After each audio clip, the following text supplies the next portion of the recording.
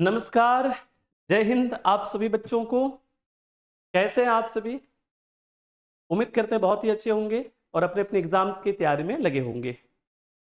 मैं राजेश आप सभी का स्वागत करता हूं हमारे इस चैनल सक्सेस माइंड्स पे। और इस चैनल के माध्यम से बच्चे आपको पीवाईक्यू क्वेश्चंस कराए जा रहे हैं सभी सब्जेक्ट्स के, जैसे फिजिक्स, केमिस्ट्री और मैथ्स, राइट। तो इसी क्रम में हम इस वीडियो में लाए आपके लिए कुछ पीवाईक्यू में से, है ना, न्यूमेरिकल क्वेश्चंस को चुन चुन कर। ये रिपीटेड न्यूमेरिकल क्वेश्चंस है। तो चलिए बिना देर किए आगे बढ़ते हैं। बढ़ने से पहले यदि आपको ये वीडियो अच्छा लग रहा है तो बेटा लाइक कर दो, है ना, और अपने दोस्तों के साथ शेयर कर लो, चैनल को सब्सक्राइब कर दो। तो चलिए बिना देर किए आगे बढ़ते हैं और देखते हैं आज का पहला क्वेश्चन। आज का फर्स्ट क्वेश्चन ये कह रहा है कि 2 point charges plus Q and minus two Q R placed at the vertices B and C of an equilateral triangle ABC of side A. Obtain the expression for the magnitude and the direction of the resultant electric field at vertex A due to these two charges. एक equilateral triangle है, उसके B और C पे कुछ charge देख रखा है। उस चार्ज के वजह से वर्टेक्स A पे देखना है कि कितना इलेक्ट्रिक फील्ड इंटेंसिटी होगा। तो इसके लिए क्या करना है बेटा, सबसे पहले एक ट्रायंगल ले लेते हैं। ये रहा एक इक्विलेटरल ट्रायंगल, नाम देते हैं बच्चे ए बी और सी। साइड ए दे के रखा है, साइड क्या दे के रखा है, ए दे के रखा है बेटा। अब यहां पे जो है ना, बी पे कौन सा चार्ज है बेटा, आप देखोगे प्लस क्यू। कहां पे, बी पे। तो यहां पे रख देता हूं प्लस क्यू, और माइनस टू क्यू कहां पे बेटा, सी पे। तो यहां पे रखना है माइनस टू क्यू। क्लियर है? अब इस चार्ज की वजह से सबसे पहले देखेंगे पॉइंट ए पे क्या होता है, और इस चार्ज यानी माइनस टू क्यू की वजह से पॉइंट ए पे इलेक्ट्रिक फील्ड इंटेंसिटी देखेंगे क्या होगा, और फिर उसका रिजल्टेंट निकाल लेंगे। बेटा पॉइंट बी पे जो है वो चार्ज क्या है, पॉजिटिव। तो क्या इसके फील्ड के डायरेक्शन को आउटवर्ड कह सकते हैं क्या हम इसे मान ले क्या, ई ड्यू टू, मान लेते हैं कि ये जो चार्ज है इसके वजह से इलेक्ट्रिक फील्ड है E1। कितना है, E1। ये चार्ज क्या है, नेगेटिव, तो इसका फील्ड डायरेक्शन किधर होगा, इनवर्ड, है ना। नेगेटिव चार्ज का फील्ड लाइंस कैसा होता है, इनवर्ड। तो इंटेंसिटी का डायरेक्शन क्या होगा, इनवर्ड। और इसके थ्रू जो यहां पे मिलेगा इलेक्ट्रिक फील्ड इंटेंसिटी, इसे हमने क्या माना, E2। क्या माना बेटा, E2। अब इन दोनों का रिजल्टेंट देखना है। तो क्या इन दोनों का रिजल्टेंट इसी के बीच कहीं पे हो सकता है क्या, आप बोलेंगे हाँ कहीं भी हो सकता है। तो मैं इसे मान लेता हूं ई नेट, जो हमें फाइंड करने हैं। क्लियर है? तो ध्यान से देखो, तो क्या ये E1 और E2 का रिजल्टेंट ही ई नेट है क्या। और आपको पता है बच्चे कि electric field intensity is a vector quantity. तो वेक्टर एडिशन में आपने एक फॉर्मूला पढ़ा होगा कि जो रिजल्टेंट होता है दो वेक्टर का, वो क्या होता है, A square plus B square plus 2ab cos theta, जहां पे थीटा क्या है, angle between A and B, है ना। तो यहां पे E1 है, ये E2 है, इसके बीच के एंगल को हमने क्या मान लिया, थीटा। क्या माना बेटा, थीटा मान लिया। क्लियर है? तो यदि हम ई नेट निकालना चाहें इसके थ्रू, तो आप बोलेंगे बेटा क्या, कि E not equal to, sir E net equal to होगा E1 का स्क्वायर प्लस E2 का square plus 2E1 E2 cos theta. Clear है? अब हमें E1 और E2 का वैल्यू फाइंड करना है। तो चलिए देखते हैं E1 E2 का क्या वैल्यू हो सकता है। ध्यान से यदि देखा जाए तो E1 को क्या हम K Q, चूंकि पॉजिटिव चार्ज है तो साइन नहीं लगाना आगे, और इसका डिस्टेंस क्या है, ए स्क्वायर कह सकते हैं क्या। और यहां पे आपको तो मैग्नीट्यूड वैल्यू लेना है, तो कुछ भी साइन रहे कोई फर्क नहीं पड़ेगा, आप उसका पॉजिटिव वैल्यू ले लोगे। क्लियर है? और यदि इसी में E2 फाइंड करना चाहें, E2 का मैग्नीट्यूड, तो क्या लिखेंगे, K इंटू 2Q अपॉन ए का स्क्वायर। 2 को यदि आगे कर ले बेटा तो क्या मिलेगा, K, है ना, और क्या मिलेगा, ए का स्क्वायर। तो ध्यान से देखो, क्या E2 को 2 टाइम्स E1 कह सकते हैं क्या कह सकते हैं, 2 टाइम्स E1। और हम ऐसा करते हैं ना कि इसी को किसी एक के बराबर मान लेते हैं, माना कि ये क्या है, E है, क्या है, E है। तो ध्यान से यदि देखा जाए तो क्या E2 बराबर 2E कह सकते हैं क्या? कह सकते हैं क्या? हम बिल्कुल कह सकते हैं कि E2 बराबर क्या हो गया 2E, यानी इस E1 के मैग्नीट्यूड को हमने E के बराबर मान लिया। अब इस वैल्यू को यहां पे पुट करना पड़ेगा। तो पुट करते वक्त आपको क्या मिलेगा?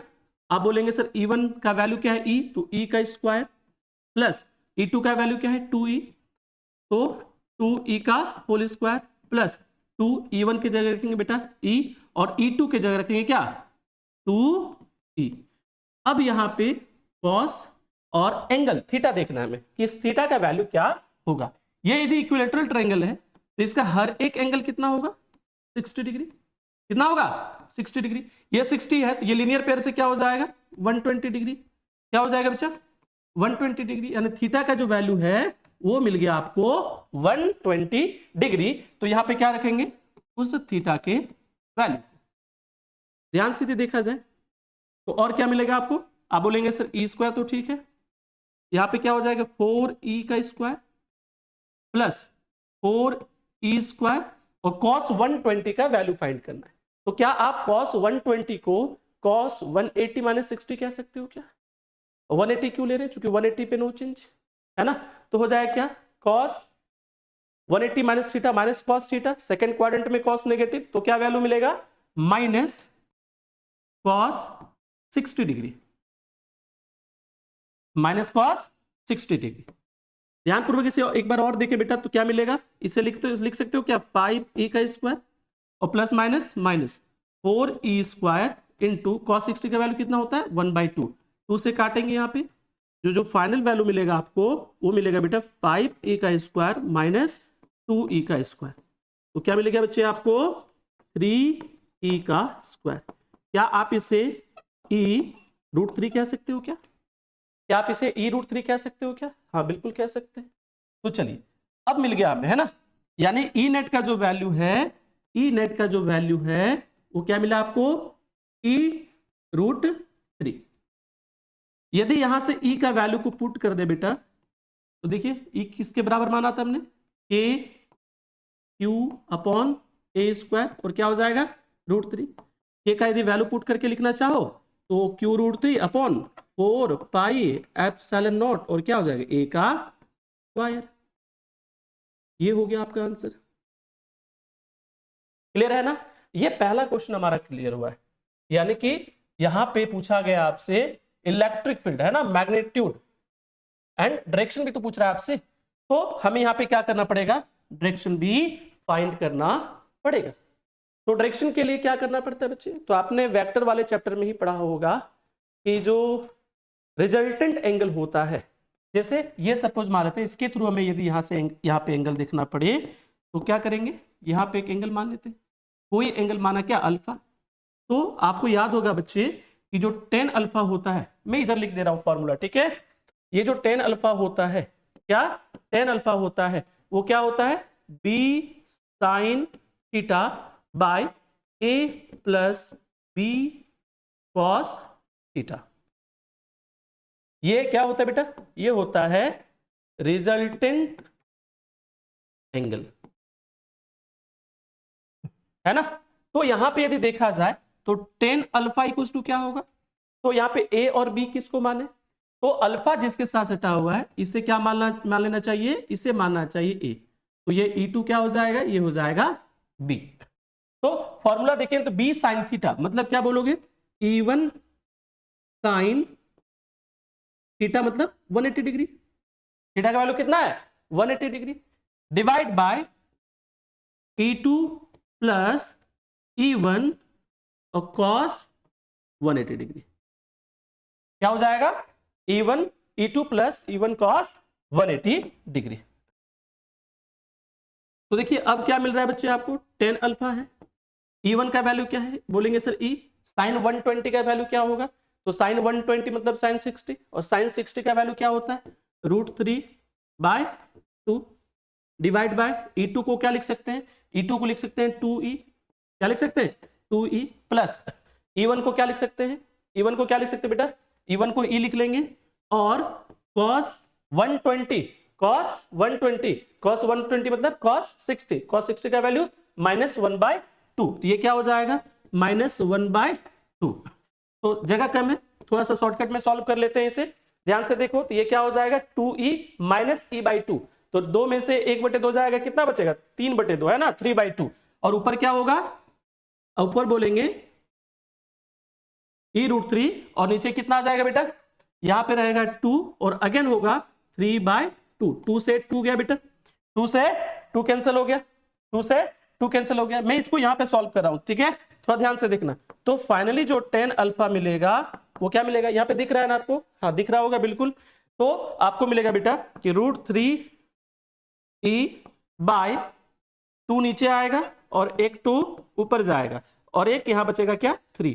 तो 2 से 2 कैंसिल, ई से ई कैंसिल और यहां से √3 से 3 काटोगे तो 10 अल्फा जो है बेटा वो मिलेगा आपको 1/√3। और ये 1/√3 अल्फा के किस एंगल पे होगा बेटा, तो आप बोलेंगे सर 30 डिग्री, क्योंकि साइन 30 डिग्री का वैल्यू साइन 30 का वैल्यू होता है 1/√3। क्लियर है, थोड़ा ध्यान दोगे, थोड़ा जगह कम पड़ गया था इसलिए मैंने यहाँ पे बना के रखा है, ठीक है। तो बड़े अच्छे से इस क्वेश्चन को देख लिया आपने। चलिए बिना देर के आगे बढ़ते हैं नेक्स्ट क्वेश्चन की ओर। आप चाहो तो बीच में क्वेश्चन को है ना, वीडियो को पॉज करके जो क्वेश्चन मैं यहाँ पे देख देता हूँ आप ट्राई करो, फिर देखो लास्ट में आंसर क्या आपका और हमारा सही हो रहा है क्या, एक जैसा मिल रहा है क्या। तो चलिए बिना देर के आगे बढ़ते हैं नेक्स्ट क्वेश्चन की ओर। नेक्स्ट क्वेश्चन कह रहा है कि an electric dipole of length 2 centimetre is placed with its axis making an angle of 60 degree with respect to uniform electric field of 10⁵ Newton per coulomb. If it experiences a torque of 8√3 Newton meter, calculate the magnitude of the charge on the dipole. और फिर आपसे पूछा जा रहा है potential energy भी बताओ, यानी इस क्वेश्चन में चार्ज भी फाइंड करना है और क्या फाइंड करना है, पोटेंशियल एनर्जी। तो चलिए बिना देर के सबसे पहले जो गिवन है उसे हम लिखते हैं, है ना। गिवन लिखने से क्या होता है कि ये हमें पता चल जाता है कि कौन से फॉर्मूले का यूज हमें यहाँ पे करना चाहिए। तो ध्यान से देखा जाए तो आपको गिवन क्या है बेटा, तो आप बोलेंगे सर लेंथ, डायपोल का लेंथ गिवन है और डायपोल के लेंथ को 2a से डिनोट करते हैं और 2a बराबर गिवन है 2 सेंटीमीटर। क्या इसे 2 × 10⁻² मीटर भी लिख सकते हो क्या, सेंटीमीटर को सिर्फ क्या करा मीटर में चेंज करा, 100 से डिवाइड करेंगे तो ऊपर कितना जाएगा 10⁻²। चलिए और क्या गिवन है, गिवन है बेटा आपको थीटा, क्या गिवन है थीटा, थीटा कितना है 60 डिग्री, यानी एंगल गिवन है 60 डिग्री। यूनिफॉर्म इलेक्ट्रिक फील्ड यानी ई गिवन है बेटा, ई कितना गिवन है 10⁵ न्यूटन पर कूलम। और क्या गिवन है टॉर्क, टॉर्क कितना है 8√3 न्यूटन मीटर। अब आपको निकालना क्या है चार्ज, पहले चार्ज निकालेंगे फिर देखेंगे कि पोटेंशियल एनर्जी कितना होगा, ठीक है। तो सबसे पहले देखिए ये सारा से आपको पता चल रहा है ना कि सर टॉर्क का ही फॉर्मूला लगना है और इसका फॉर्मूला क्या होता है PE sin theta. Sir P तो गिवन है नहीं तो P को क्या लिखते हैं Q × 2a, Q × क्या 2a और फिर क्या हो जाएगा E sin थीटा, क्या हो जाना है E sin थीटा। अब देखिए सब कुछ गिवन है बच्चे, अब आपको सिर्फ वैल्यू को पुट करना है और आंसर लाना है। ध्यान से देखा जाए तो टाउ का वैल्यू कितना गिवन है 8√3 बराबर लिखेंगे Q × 2a का वैल्यू कितना गिवन है देखिए 2 × 10⁻² मीटर। क्लियर है, यूनिट बाद में देख लेंगे, ठीक है। अब E का वैल्यू पुट करना है, E का वैल्यू कितना है 10⁵ और साइन थीटा कितना है 60, तो आगे क्या लिखेंगे साइन 60 डिग्री, ठीक है। अगेन यदि देखा जाए तो 8√3 बराबर Q × यदि 2 को सॉल्व करें तो 2 × क्या हो जाएगा 10⁻³ और ये क्या हो जाएगा साइन 60 और साइन 60 का वैल्यू क्या होता है, साइन 60 का वैल्यू क्या होता है बेटा √3/2, √3/2 क्या होगा 2। ध्यान से देखा जाए तो क्या क्या कैंसिल होता हुआ दिखाई दे रहा है, 2 से 2 कैंसिल कर सकते हैं, √3 से √3 को कैंसिल कर सकते हैं। तो फाइनली जो आपका वैल्यू मिल रहा है 8 = Q × 10⁻³ 8 × है ना, अच्छा +3 होगा बेटा, जो कि 5 तो बड़ा है ना, तो मिस्टेक हो गया मेरे से, गलती है, इसको सुधार लिया जाए, है ना।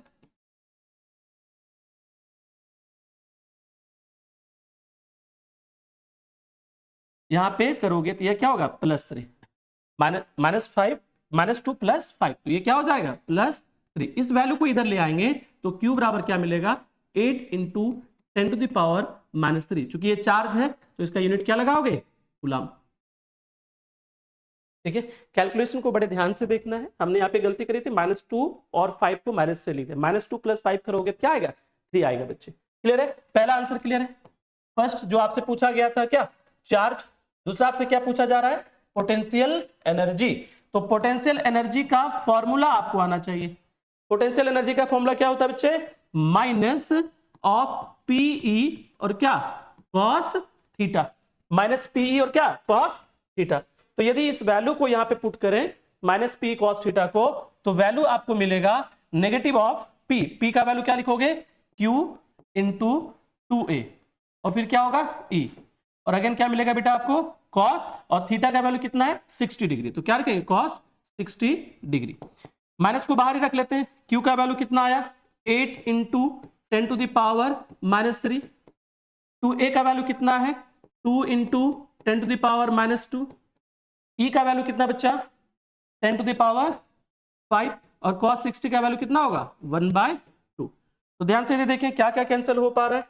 आप देखोगे 2 से 2 कैंसिल, 3 2 5 5, ये पावर कैंसिल हो गया, तो क्या मिला -8। और चूंकि एनर्जी है तो इसका क्या यूनिट लगाओगे, जूल। तो इसका सही आंसर क्या होगा, -8 जूल। क्लियर है, चलिए बिना देर के आगे बढ़ते हैं नेक्स्ट क्वेश्चन की ओर। नेक्स्ट क्वेश्चन आपका है, 2 point charges 4Q and Q are separated by 1 meter in air. At what point on the line joining of charges is the electric field intensity 0? बोल के रखा है कि एक चार्ज है जिसका मैग्नीट्यूड गिवन है 4Q, और एक चार्ज है बेटा और जिसका मैग्नीट्यूड कितना है Q। अब इनके बीच का डिस्टेंस गिवन है 1 मीटर। इतना ये पूछा जा रहा है आपसे कि इन दोनों चार्ज के बीच किस पॉइंट पे इलेक्ट्रिक फील्ड इंटेंसिटी का वैल्यू 0 मिलेगा। तो चलिए कंसीडर करते हैं कि सपोज हम मान लेते हैं कि ये जो पॉइंट है ना, इस पॉइंट का नाम दे दिया हमने A, है ना, इससे नाम दे दो क्या B, और ये C। पॉइंट A पे जो है वो फील्ड इंटेंसिटी कितना है, 0 है, जो इस 4Q से कितने डिस्टेंस पे है, वो x दूरी पे, x डिस्टेंस पे। अच्छा मुझे बताओ यहां से यहां तक यदि पूरा 1 मीटर है, ये x है, बचा हुआ पार्ट कितना होगा, तो आप बोलेंगे sir 1 - x metre, 1 - x metre. तो चलिए यदि इस पॉइंट पे फील्ड इंटेंसिटी 0 है, इसका मतलब क्या है कि 4Q से, है ना, जो 4Q जो इस पॉइंट पे लगा रहा है इलेक्ट्रिक इंटेंसिटी, वो बराबर होगा electric field intensity due to Q। इसका मतलब क्या हो गया कि 4Q द्वारा जो इस पॉइंट पे इंटेंसिटी होगा वो बराबर होगा इस Q से। तो क्या करेंगे, दोनों के इंटेंसिटी को क्या कर देंगे, बराबर कर देंगे। तो पहले के थ्रू यदि देखें तो मिलेगा K, फॉर्मूला क्या होता है इलेक्ट्रिक फील्ड इंटेंसिटी का, तो आप बोलेंगे सर E = KQ/R का स्क्वायर, KQ/R का स्क्वायर। तो K रखा, Q कितना देख रखा है बेटा, आप बोलेंगे सर 4Q गिवन है, कितना गिवन है 4Q, डिस्टेंस कितना है x, तो लिखेंगे x का स्क्वायर, और ये बराबर होगा किसके, आप बोलेंगे सर K और Q अपॉन 1 - x का क्या होल स्क्वायर, 1 - x का होल स्क्वायर, 1 - x का होल स्क्वायर। ध्यान से देखो, इस K से K को हटा दे, Q से Q गया, इधर क्या बचा 4/x स्क्वायर, बराबर क्या होगा 1/1 - x का होल स्क्वायर। अब देखिए यहां पे आप चाहो तो क्रॉस मल्टीप्लाई करके एक क्वाड्रेटिक इक्वेशन मिलेगा, उसे भी सॉल्व कर सकते हो, है ना, क्वाड्रेटिक इक्वेशन तो दिख ही रहा है। या फिर आप क्या करो, इसे लिख लो 2/x का होल स्क्वायर, क्या लिख सकते हो क्या, बिल्कुल, है ना, 4 2 का स्क्वायर, दोनों का स्क्वायर को कॉमन कर लिया, और आगे क्या होगा बेटा 1/1 - x का होल स्क्वायर। तो जब आप 2/x लिखना चाहोगे तो क्या होगा, ये रूट, ये स्क्वायर उधर जाके क्या हो जाएगा अंडर रूट, और अंडर रूट से एक स्क्वायर हट जाएगा, तो बाहर जो वैल्यू मिलेगा वो एक बार प्लस मिलेगा, एक बार माइनस, और ये वैल्यू होगा 1/1 - x। क्लियर है। यदि इसको सॉल्व करें, आगे कंटिन्यू करें, तो आपको क्या मिलेगा बेटा, आप देखोगे क्रॉस यदि करते हो, यदि प्लस वाले वैल्यू को कंसीडर करके कि सर 2/x = 1/1 - x, पहला पॉजिटिव वाला कंसीडर कर रहे हैं, तो यहां से यदि क्रॉस करें तो 2 × 1 - x = क्या x, तो 2 - x = क्या होगा बेटा x, है ना, 2 - 2x = क्या हो जाना है x, 2x को उधर ले जाए तो 2 बराबर क्या मिलेगा x, और प्लस 2x, तो क्या मिलेगा बेटा 2 = 3x। यहां से x का यदि वैल्यू निकालना हो तो क्या इसे 2/3 कह सकते हैं, बिल्कुल कह सकते हैं। तो आंसर तो मिल गया, लेकिन अगला चेक कर लेते हैं कि क्या अगला भी कोई वैल्यू ऐसा मिल रहा है क्या जिसे हम ले सकते हैं, है ना। तो चलिए देखते हैं आगे क्या निकलता है। जब हम इस नेगेटिव वैल्यू को लेंगे तो क्या लिखना पड़ेगा हमें, 2/x equals to -1/1 minus x. क्या हो जाना है, -1/1 माइनस एक्स। जब यहां पे आप क्रॉस करोगे तो आपको मिलेगा बेटा -x equals to 2 times 1 minus x, यानी -x इक्वल्स टू क्या हो जाएगा 2, और यहां देखोगे तो कितना हो जाएगा 2x। 2x को इधर ले आए तो -x और प्लस 2x बराबर क्या मिलेगा बेटा 2, यानी x बराबर क्या मिल गया 2। ये दो वैल्यू हमें x का मिला है। अब हमें देखना है कि कौन सा वैल्यू पॉसिबल है। तो ध्यान से देखो, इनके बीच का ही दूरी कितना है 1 मीटर। अब 2 मीटर इनके बीच हो सकता है क्या, 1 मीटर के बीच में 2 मीटर कैसे आएगा, नहीं आएगा। तो आपको कौन सा आंसर लेना है, ये वाला आंसर बेटा, ठीक है। तो इसका सही आंसर होगा x equals to 2/3 metre. Clear है। चलिए आगे बढ़ते हैं नेक्स्ट क्वेश्चन की ओर।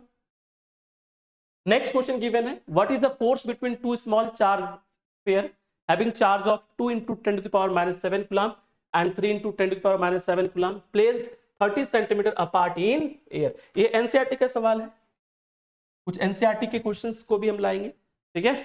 तो चलिए आगे बढ़ते हैं, क्वेश्चंस देखते हैं। बोल रहा है कि दो स्मॉल चार्ज स्फीयर है, तो मान लिया ये एक स्फीयर है और एक स्फीयर ये है। एक पे चार्ज कितना है 2 into 10 to the power minus 7 coulomb, दूसरे पे कितना है बेटा 3 into 10 to the power minus 7 coulomb. तो बताइए इनका बीच का डिस्टेंस कितना गिवन है। आप बोलेंगे सर 30 सेंटीमीटर है। कितना गिवन है 30 सेंटीमीटर। कितना गिवन है 30 सेंटीमीटर है। यानी कि आपको गिवन क्या है, आप बोलेंगे sir Q1 equals to 2 into 10 to the power minus 7 coulomb. यदि इसे हम Q1 मान लें तो ऐसे क्या मान लें Q2। Q2 क्या गिवन है बेटा, आप बोलोगे 3 into 10 to the power minus 7 coulomb. R कितना गिवन है 30 सेंटीमीटर। क्या इसे 0.3 मीटर कह सकते हो, क्या 100 से डिवाइड कर दें क्या आ जाएगा 0.3 मीटर आ जाएगा, 0.3 मीटर आ जाएगा। क्लियर है। तो फोर्स ही तो निकालना है, कूलम्ब्स लॉ लगा देंगे। तो F बराबर क्या होता है K Q1 Q2 upon R का स्क्वायर, और एयर में K का वैल्यू क्या हो जाएगा 9 into 10 to the power 9, 9 into 10 to the power 9। Q1 का वैल्यू कितना गिवन है 2 into 10 to the power minus 7, और Q2 का वैल्यू को यदि पुट करें 3 into 10 to the power minus 7, divide किससे करना पड़ेगा 0.3 का स्क्वायर से, 0.3 का स्क्वायर से। ध्यान से देखो, तो देखो 3 दूना 6 9 54 54 हो गया बेटा, है ना। यहां से देखो तो 14 9 कितना हो जाएगा -5। यहां देखो तो कितना हो जाएगा 0.09। डेसिमल हटाएंगे तो क्या जाएगा ऊपर 100 जाएगा, है ना। 9 से कितनी बार में जाएगा बेटा, बोलोगे 6 टाइम में, तो 6 इंटू क्या मिलेगा 2 3, है ना, -3, और 4 से यूनिट क्या लगेगा न्यूटन। आसान सा सवाल है एनसीईआरटी का, आई थिंक पहला क्वेश्चन होगा ये, हाँ पहला ही क्वेश्चन है। चलिए आगे बढ़ते हैं नेक्स्ट क्वेश्चन की ओर। ये भी एनसीईआरटी से ही है। An electric dipole with dipole moment 4 into 10 to the power minus 9 coulomb meter is aligned at 30 degree with the direction of a uniform electric field of magnitude 5 into 10 to the power 4 Newton per coulomb. Calculate the magnitude of the torque acting on the dipole। ये सवाल ना torque वाला सवाल बहुत आता है बच्चे, है ना। तो टॉर्क का तो बड़ा सिंपल हो जाता है, एक ही फॉर्मूला है tau equals to p e sine theta. जब आप इसे सॉल्व करोगे एग्जाम में तो सबसे पहले गिवन लिखोगे, क्या लिखोगे गिवन, क्या गिवन है पी गिवन है, कितना गिवन है 4 into 10 to the power minus 9 coulomb metre, और क्या गिवन है थीटा गिवन है कितना बेटा 30 डिग्री। इलेक्ट्रिक फील्ड भी दिया देख रखा है 5 into 10 to the power 4 Newton पर कूलम, और आपसे पूछ रहा है कि टॉर्क क्या होगा। तो टाउ बराबर क्या होता है बच्चे बताइए पी ई और साइन थीटा। पी का वैल्यू रखें तो क्या हो जाएगा 4 into 10 to the power minus 9, ई का वैल्यू कितना है 5 into 10 to the power 4 into क्या करोगे sine 30 degree, sine 30 degree. Electric dipole with dipole moment aligned with 30 degree with direction of uniform electric field, magnitude given है। Calculate the magnitude of the torque acting on the dipole। ठीक है बच्चे कोई दिक्कत नहीं है ना।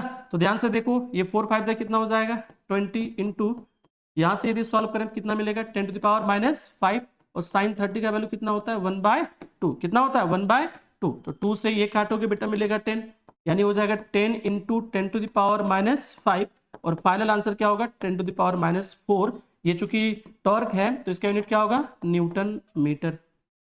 फोर्स इंटू डिस्प्लेसमेंट, फोर्स का newton, force into perpendicular distance ना, तो परपेंडिकुलर डिस्टेंस है तो यूनिट क्या होगा, मीटर होगा। क्लियर है बच्चे? चलिए बिना देर करते आगे बढ़ते हैं नेक्स्ट क्वेश्चन की ओर। नेक्स्ट क्वेश्चन है कि +2 coulomb and +6 coulomb, two charges are repelling each other with a force of 12 newton. Each charge is given -3 coulomb of charge, then the value of the force will be. कहने का है कि एक 2 coulomb का charge है, एक 6 coulomb का charge है, दोनों 12 न्यूटन रिपल्सिव फोर्स लग रहा है इसके बीच में, है ना, रिपल कर रहा है, मतलब एक रिपल्सिव फोर्स लग रहा है कितना, 12 न्यूटन का। यदि दोनों चार्ज को -3 कूलम करके दे दे तो अब नया फोर्स क्या होगा। तो इसके लिए ठीक है, एक तो आंसर तो देखेंगे, लेकिन एक शानदार अप्रोच के साथ हमें आगे बढ़ना चाहिए। ध्यान से देखो, यदि जो पहला गिवन चार्ज है उसको Q1 मान लें और दूसरे चार्ज को Q2, है ना, दूसरे चार्ज को Q2 और इसके बीच के डिस्टेंस को R, तब इस कंडीशन पे फोर्स कितना लग रहा है, आप बोलेंगे F। तो हमने इसे क्या मान लिया बेटा, F1। क्या मान लिया, F1। अब इसे जब हम चार्ज दे रहे हैं कुछ, तो ये चार्ज मान लिया कि Q3 बन जा रहा है, इसे भी चार्ज दिए, ये भी चार्ज चेंज हो गया, क्या हो गया, Q4। डिस्टेंस चेंज तो हो नहीं रहा है, तो डिस्टेंस को क्या माना हमने, R। डिस्टेंस को क्या माना, R। और इस कंडीशन पे जो लगने वाला फोर्स है उसे हमने क्या मान लिया, F2। क्या मान लिया बच्चे, F2। यदि ध्यान से देखें तो क्या F1 बराबर K Q1 Q2 bye R square कर सकते हैं, हाँ। क्या हम F2 equal to K Q3 Q4 by R square कह सकते हैं, बिल्कुल कह सकते हैं। अब यदि इन दोनों को रेशियो में रखें F1 बाय F2 के टर्म में, तो क्या करोगे, R स्क्वायर को R स्क्वायर से, K को K से, तो क्या मिलेगा finally, Q1 Q2 bye Q3 Q4, Q1 Q2 bye Q3 Q4। Clear है, Q1 Q2 बाय Q3 और Q4। अब यदि इसी क्वेश्चन, यही तो यहाँ पे देख रखा है कि दो चार्ज है और इसके बीच लगने वाला फोर्स कितना है, 12 न्यूटन। जब हम दोनों चार्ज को -3 कूलम ऑफ चार्ज देते हैं तो नया फोर्स क्या होगा। तो यहां पे Q1 जो है बेटा वो गिवन है आपको +2 कूलम, Q2 गिवन है आपको +6 कूलम और F1 गिवन है आपको 12 न्यूटन। जब हम इसे चार्ज दे रहे हैं तो Q1 को क्या लिख रहे हैं, Q3, ये क्या हो जाएगा -2 और +2 -3 क्या होना है, -1 कूलम। इसमें देखोगे तो Q4 क्या हो जाएगा, तो +6 से -3 दोगे तो क्या हो जाएगा, +3 कूलम। और इस कंडीशन पे आपसे क्या पूछ रहा है, F2। दोनों ही कंडीशन पे डिस्टेंस को फिक्स रखा गया है, तो यही रिलेशन आएगा, है ना। बस इस रिलेशन को ध्यान में रखोगे, ये रिलेशन तब सही होगा जब R क्या होगा, कांस्टेंट होगा, या R को क्या रखा जाए, फिक्स्ड रखा जाए। क्या रखा जाए, फिक्स्ड रखा जाए। तो चलिए वैल्यू को पुट करते हैं, देखते हैं क्या आंसर हो सकता है। तो F1 by F2 equals to Q1 Q2 bye Q3 और Q4। F1 की जगह रखेंगे बेटा 12 न्यूटन, ये हो गया F2। Q1 की जगह क्या है 2, Q2 क्या है 6 बाय Q3 क्या है -1, Q4 क्या है 3, Q4 क्या है 3। फाइनली क्या मिलेगा, देखोगे तो ये 2 बार में चला गया, यहां से क्रॉस करेंगे तो F2 2 2 जा 4 इक्वल्स टू क्या हो जाएगा -12, क्या हो जाना -12। तो फाइनली F2 क्या मिलेगा आपको, -12/4। तो F2 क्या मिलेगा आपको बेटा, -3 न्यूटन। क्या मिल गया, -3 न्यूटन। ऑप्शन देखिए, ऑप्शन नंबर ए सही है सर, यहाँ नेगेटिव नहीं है। तो फोर्स का वैल्यू जब नेगेटिव आता है तब हम क्या कहते हैं, ये अट्रैक्टिव इन नेचर है। क्लियर है, तो 3 न्यूटन और क्या होगा, अट्रैक्टिव। क्लियर है, चलिए नेक्स्ट क्वेश्चन की ओर बढ़ते बच्चे। The force between two charges 0.06 metre apart in is 5 newton. if charges move towards the other by 0.01 meter, then the force between them will become। दो चार्ज है उसके बीच लग रहा है कुछ फोर्स, उन दोनों चार्ज को क्या कर रहा है, सामने थोड़ा थोड़ा ला रहा है, तो अब नया फोर्स बताना है। चार्ज तो चेंज हो नहीं रहा है, तो इसके लिए भी थोड़ा सा पहले देख लेते हैं। पहले देखते हैं क्या क्या गिवन है। गिवन क्या है, चार्ज तो गिवन ही नहीं है, तो पहले चार्ज को माना हमने क्या Q1 और दूसरा क्या होगा चार्ज Q2। अब एक चार्ज है यहाँ पे Q1 और दूसरा चार्ज यहाँ पे क्या है Q2, इसके बीच की डिस्टेंस कितना है 0.06 मीटर। और इस कंडीशन पे लगने वाला फोर्स कितना बेटा 5 न्यूटन। अब क्या कहा जा रहा है कि Q1 को थोड़ा सा सामने लाया गया और Q2 को भी थोड़ा सा सामने लाया गया। कितना सामने लाया गया, तो ये भी 0.01 जा रहा है, उधर से भी 0.01, तो इसके बीच का डिस्टेंस कितना होगा 0.04 मीटर। चार्जेस वही है, कोई अंतर नहीं है। आपसे पूछ रहा है ये F1, तो ये आपसे पूछ रहा है कि F2 का वैल्यू क्या होगा। इसके लिए ध्यान देंगे इधर बच्चे, यदि पहले वाले कंडीशन पे फोर्स निकालना चाहे तो क्या K Q1 Q2 बाय पहले वाले डिस्टेंस को R1 मान ले तो क्या R1 का स्क्वायर होगा, और दूसरे वाले कंडीशन पे यदि F2 निकालना चाहे तो क्या K Q1 Q2 bye R2 का स्क्वायर होगा क्या? बिल्कुल होगा सर, क्योंकि चार्ज तो चेंज हो नहीं रहा है तो ऊपर कुछ चेंज करना नहीं है। जब इनको हम रेशियो में रखें यानी कि F1 बाय F2 करें तो क्या मिलेगा बच्चे, आप देखोगे ये कैंसिल इससे, और ये वाला नीचे है तो ऊपर चला जाना, ये ऊपर है तो नीचे, यानी कि मिलेगा आपको R2 का स्क्वायर और बाय R1 का स्क्वायर। क्या F1 by F2 equals to R2 by R1 का होल स्क्वायर कर सकते हो क्या? कर सकते हो क्या? कर लेना। तो चलिए यहां पुट करना है, तो यहां भी वही फॉर्मूला पुट करेंगे कि sir F1 by F2 equals to R2 by R1 का क्या हो जाना है, होल स्क्वायर हो जाना है। क्या हो जाना है? होल स्क्वायर हो जाना है। तो F1 का वैल्यू कितना है, तो आप बोलेंगे सर 5 न्यूटन। कितना है? 5 न्यूटन। F2 का वैल्यू क्या करना है, फाइंड करना है। R2 कितना है 0.04 और R1 कितना है 0.06 का क्या हो जाएगा, स्क्वायर हो जाएगा। क्या हो जाएगा? स्क्वायर हो जाएगा। क्या हो जाएगा? स्क्वायर हो जाएगा। क्लियर है? तो चलिए इसे सॉल्व करते हैं, देखते हैं क्या आता है। डेसिमल से डेसिमल गया तो यहां से 4 से ये 2 बार में, और ये कितनी बार में, 3 बार में, है ना, 3 टाइम्स चला जाएगा। यानी कि 5 न्यूटन बाई F2 जो होगा ये क्या लिखोगे, 2 का स्क्वायर 4 और 3 का स्क्वायर कितना हो जाएगा 9। यहां से क्रॉस करते हैं बेटा तो क्या मिलेगा 4 टाइम्स F2 बराबर 45 न्यूटन, तो F2 बराबर क्या मिलेगा 45 न्यूटन बाय 4, तो 11 हो जाए, है ना, तो 11 पॉइंट कितना मिल जाएगा 225, 11.25 न्यूटन। अब आप देख लीजिए कहां पे ऑप्शन आपको दिख रहा है, हाँ ऑप्शन नंबर बी इसका सही आंसर होगा 11.25 न्यूटन। क्लियर है? तो चलिए नेक्स्ट क्वेश्चन की ओर बढ़ते हैं, और ये आज का आपका अंतिम सवाल होगा। अब चाहे तो इसे वीडियो को पॉज करके खुद भी कर सकते हैं, हम छोड़ भी सकते हैं इसे आपके लिए, लेकिन चलिए सॉल्व कर देते हैं। क्लियर है? देखते बच्चे क्या है, बड़ा आसान सा सवाल दिख रहा है। If a charge on a body is 100 न्यूक्लियम then how many electrons are present on the body. Question में क्या गिवन है, क्वेश्चन में गिवन है Q कितना है 100 न्यूक्लियम, मतलब क्या हो जाएगा 100 इंटू 10⁻⁻9 कूलम। इसे क्या हम 10⁻⁻7 कूलम भी लिख सकते हैं क्या? 100 मतलब पावर 2 गया तो -9 + 2 -7। ये किसका वैल्यू गिवन है बच्चे? ये वैल्यू है Q का। अब आपको क्या निकालना है N, तो आपको पता है ये क्वांटाइजेशन का फॉर्मूला होता है Q बराबर NE, तो N बराबर क्या हो जाएगा बच्चे? आप बोलेंगे सर Q/E। क्या हो जाना है? Q/E।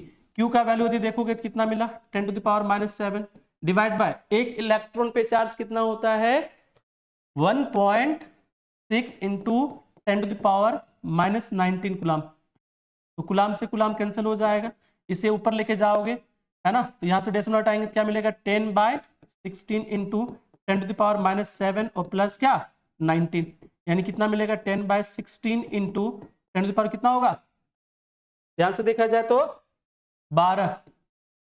एक जीरो को यदि इधर कर ले तो 100/16 इंटू 10 कितना हो जाएगा 11, कितना हो जाएगा 11।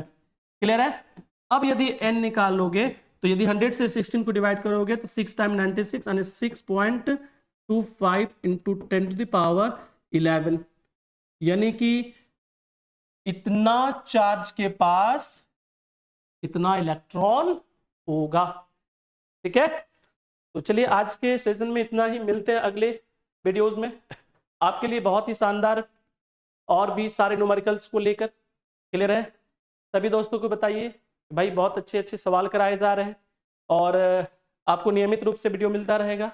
हम कोशिश करेंगे कि हर एक चैप्टर का जो न्यूमेरिकल्स है, स्पेशली जो प्रॉब्लम होता है बच्चों को, उसको बहुत ही अच्छे तरीके से डील करें। क्लियर है? वीडियो अच्छा लग रहा है तो लाइक करते रहिए। चलिए आज के लिए इतना ही। जय हिंद, जय भारत।